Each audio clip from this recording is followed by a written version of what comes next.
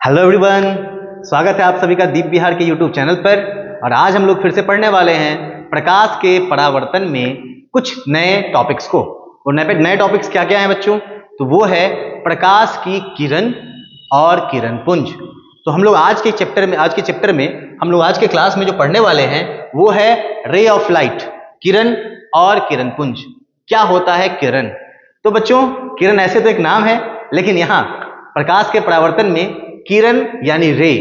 और ये होता क्या है?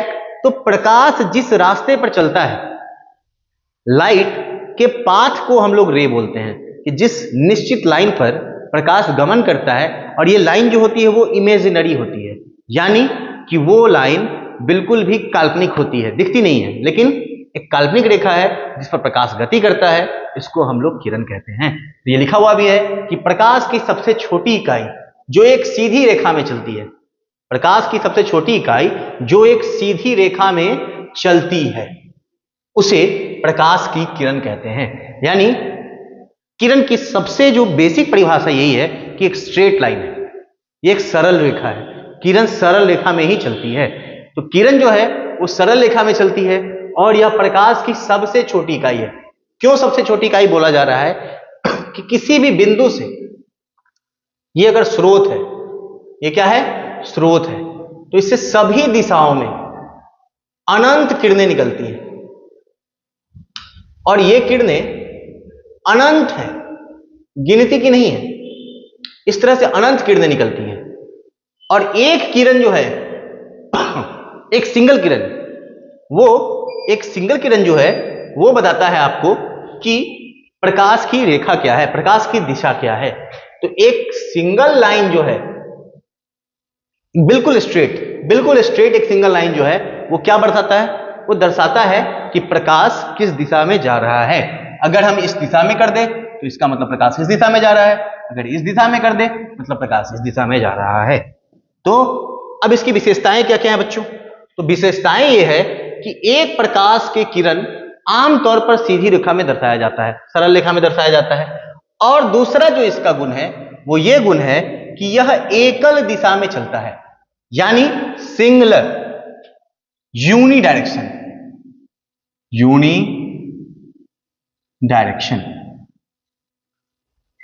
यानी ये एक ही दिशा में चलता है। अगर ये एक दिशा हम फिक्स कर दिए, इसका मतलब इस स्ट्रेट लाइन पर, इस सरल रेखा पर यह सिर्फ और सिर्फ दाहिनी ओर चलेगा। अगर हमने इसको ऊपर की ओर कर दिया तो इसकी दिशा फिक्स हो गई, ये दोनों तरफ नहीं चलता है। किरण एक ही तरफ चलता है, एक स्रोत से निकलता है। मैथ में भी किरण यही होता है ना, कि एक ही दिशा में बढ़ता है, एक स्रोत से निकलता है और बिल्कुल सीधी रेखा में चलता चला जाता है, और ये अनंत तक जाता है जब तक इसको रोका नहीं जाए, तो ये किरण की गुण है।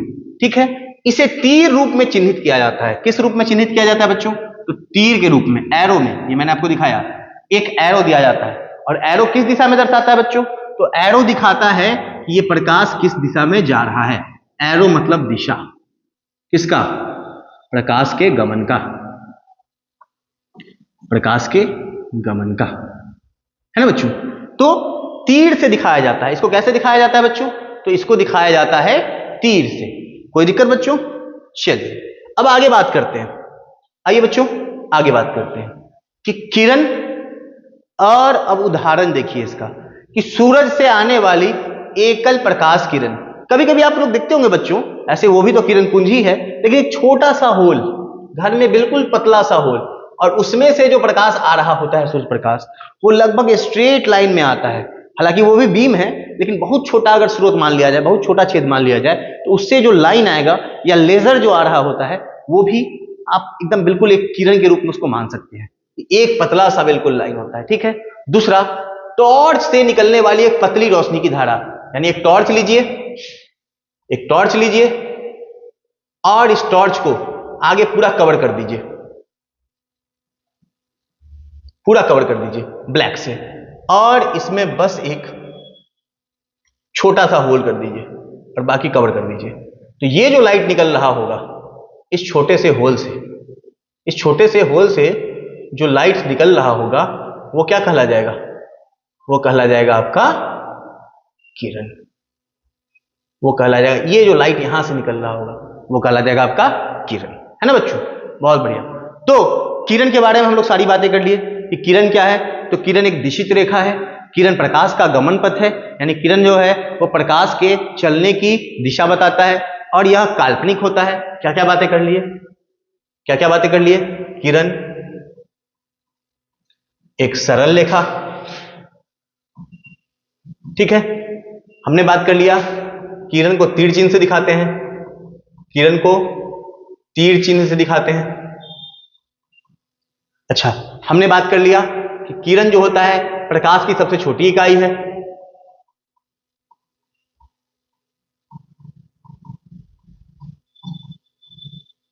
अच्छा, और हमने बात कर लिया कि किरण जो होता है वो एकल दिशा में चलता है। ये सारा गुण किसके बारे में बात कर लिए, किरण के बारे में। तो ये सारी बातें हमने किरण के बारे में कर ली। अब बात करते हैं किरण पुंज के बारे में। अब बच्चों हम लोग लेकर चल रहे हैं आपको किरण पुंज की ओर। तो ये किरण पुंज क्या है, beam of light. Beam of light, वो रे ऑफ लाइट था, ये बीम ऑफ लाइट है। क्या होता है किरण पुंज, क्या होता है बच्चों किरण पुंज। तो किरण पुंज जो होता है बच्चों वो होता है किरणों का समूह, अ बंच ऑफ रेज, किरणों का समूह। बहुत सारा किरण जब मिलता है किरणों का समूह, जब बहुत सारे किरण मिलते हैं तो किरण पुंज का निर्माण होता है। बहुत सारे किरण, जैसे एक किरण, दो किरण, तीन किरण, चार किरण, 500 सारे किरण मिल रहे हैं, तो ये क्या कहला जाएगा किरण पुंज। या कुछ ऐसा हो जाए सारे किरण मिल रहे हैं तो ये क्या है किरण पुंज है। तो किरणों का समूह जो होता है वो कहला जाता है किरण पुंज, ठीक है बच्चों। किरणों के समूह को किरण पुंज कहा जाता है। अब किरण पुंज जो होते हैं वो मुख्यतः तीन प्रकार के होते हैं। किरण पुंज जो होते हैं वो मुख्यतः तीन प्रकार के होते हैं, समांतर किरण पुंज, अभिसारी किरण पुंज और अपसारी किरण पुंज। तो तीन प्रकार के जो किरण पुंज है, आइए हम लोग उसको जरा समझते हैं कि किरण पुंज तीन प्रकार के क्या होते हैं। तो चलिए हम लोग कुछ चित्र बनाते हैं और उस चित्र से समझते हैं कि तीनों प्रकार के किरण पुंज क्या होते हैं। चलिए, पहला जो किरण पुंज हम लोगों को समझना है वो कुछ ऐसा किरण पुंज होगा।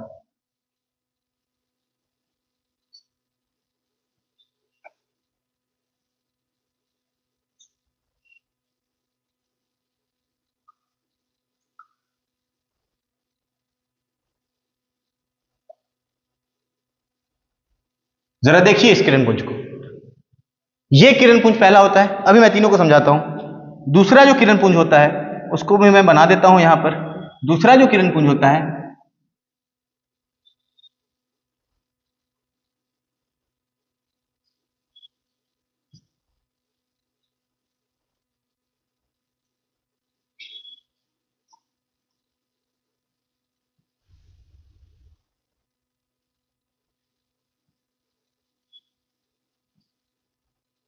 कुछ ऐसा किरण पुंज होता है।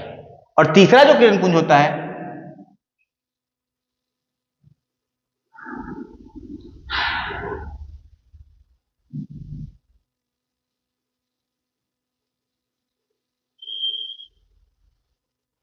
कुछ ऐसा किरण पुंज होता है। तो तीन प्रकार के किरण पुंज बच्चों होते हैं। अब तीन प्रकार के किरण पुंज, ये पहला, इसको बोलते हैं समांतर किरण पुंज। ये क्या होता है बच्चों, समांतर किरण पुंज। दूसरा जो होता है इसको बोलते हैं, ये जो है एक बिंदु पर आकर मिल रहा है, इसको बोलते हैं अभिसारी किरण पुंज। मैं समझाऊंगा सब कुछ।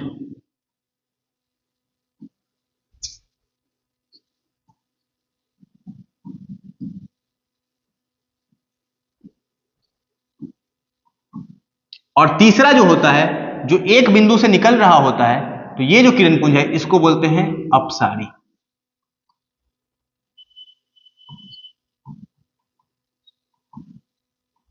है ना बच्चों।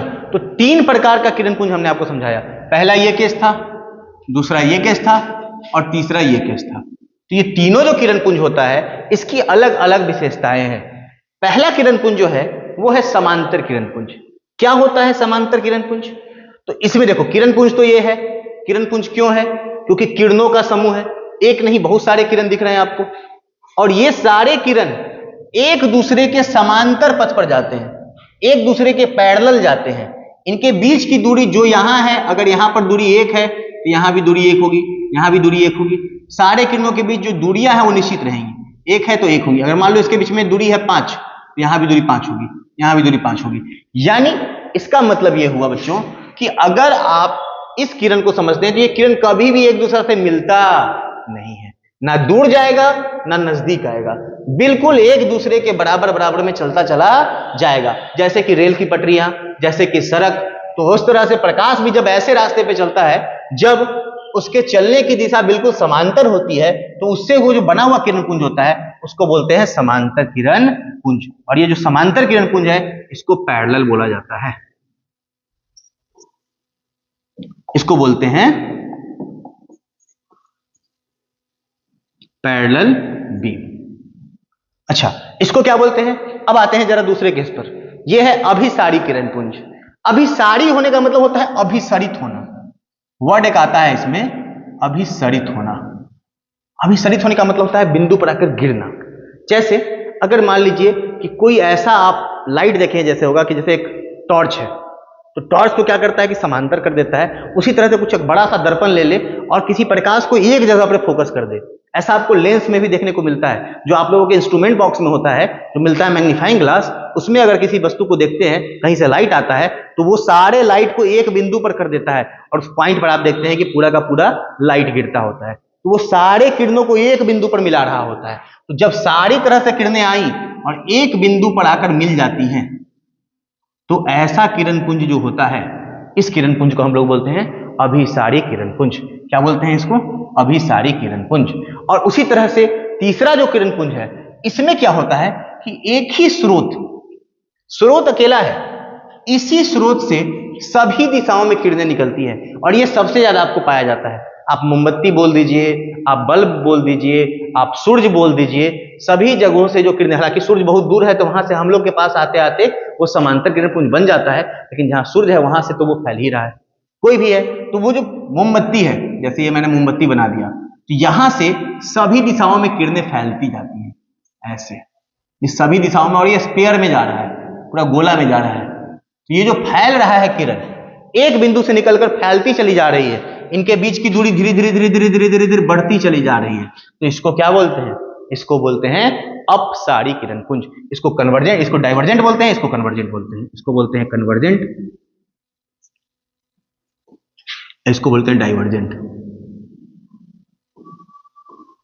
Divergent beam, convergent beam. तो ये होता है समांतर किरण पुंज, अभिसारी किरण पुंज और अपसारी किरण पुंज।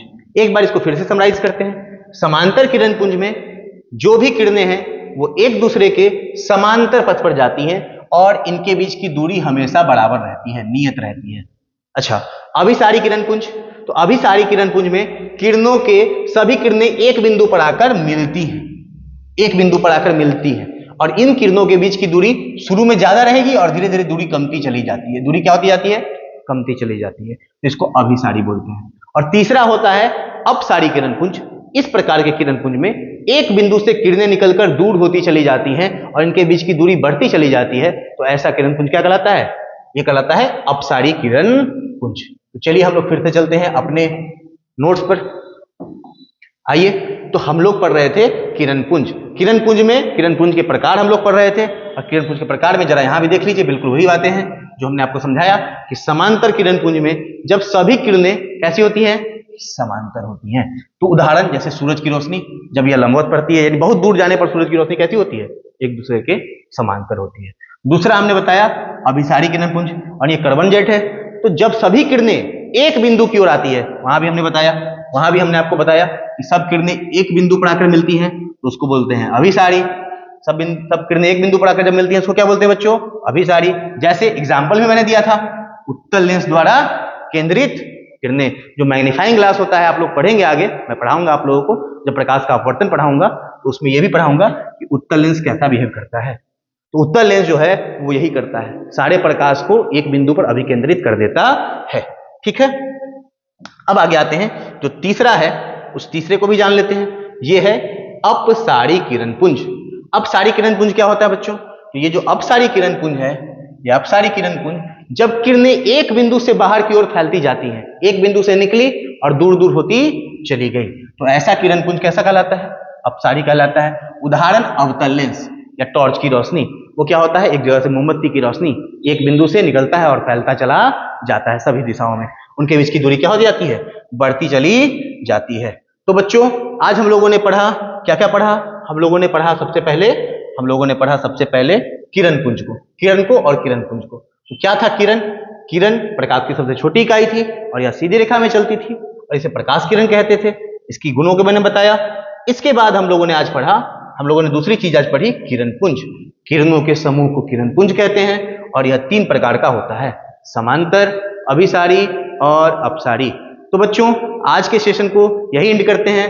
कल हम लोग फिर पढ़ने वाले हैं वो जो है कि प्रकाश के विभिन्न माध्यम, पारदर्शी, अपारदर्शी और पारभासी।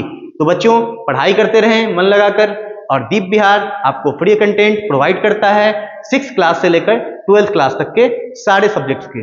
इसके साथ ही साथ यहाँ पर आपको विभिन्न कॉम्पिटिटिव एग्जाम्स जैसे सीटेट, डीएलएड, बीएड एवं रेलवे इत्यादि के सभी प्रतियोगी परीक्षाओं के लिए सोशल साइंसेज और सामान्य ज्ञान के भी नोट्स और वीडियोस उपलब्ध करवाए जाते हैं। तो जरूर चैनल को फॉलो करें, सब्सक्राइब करें और मिलते हैं फिर अगले वीडियो में। Thank you very much.